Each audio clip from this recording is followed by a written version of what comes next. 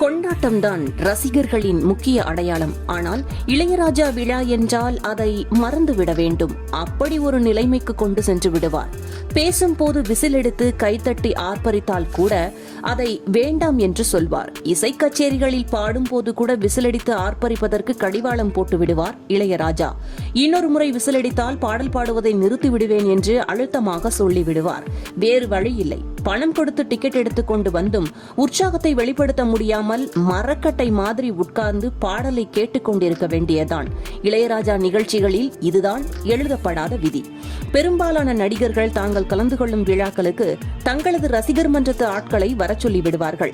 சம்பந்தப்பட்ட நடிகர் வந்து போகும் வரையிலும் அந்த ரசிகர்கள் விசிலடித்து கைத்தட்டி கொண்டிருப்பார்கள்.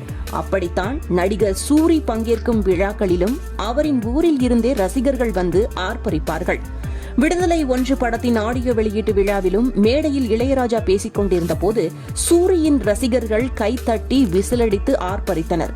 அதை பார்த்து கடுப்பாகிவிட்டார் இளையராஜா.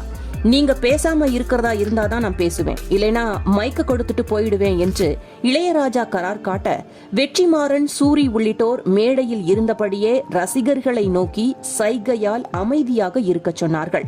அதன் பின்னரே இளையராஜா தொடர்ந்து பேசினார். சமீபத்தில் சென்னையில் விடுதலை 2 படத்தின் இசை வெளியீட்டு விழாவுக்கும் சூரியின் ரசிகர்களும் வந்திருந்தார்கள்.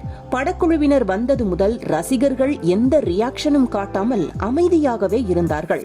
இதனால் சூரியை அழைத்து கலாய்த்தார் இளையராஜா. நான் வரும்போது ரசிகர்கள் அமைதியா இருந்தாங்க, சூரி பேரை சொன்னா சத்தம் வரும்னு பார்த்தேன், இப்ப ஏன் அமைதியா இருக்கிறாங்க என்று கேட்டார். அதற்கு சூரி, நீங்க இருக்கிறீங்க ஐயா, அதான் அவங்க சைலண்டா இருக்கிறாங்க என்று கூறியபடி கைத்தட்டலும் விசில் சத்தமும் தான் ரசிகர்களிடம் இருந்து நடிகர் எதிர்பார்க்கும் சொத்து. ஆனால் இளையராஜா பங்கேற்கும் விழாக்களுக்கு இந்த விஷயம் சம்பந்தமில்லாத ஒன்று.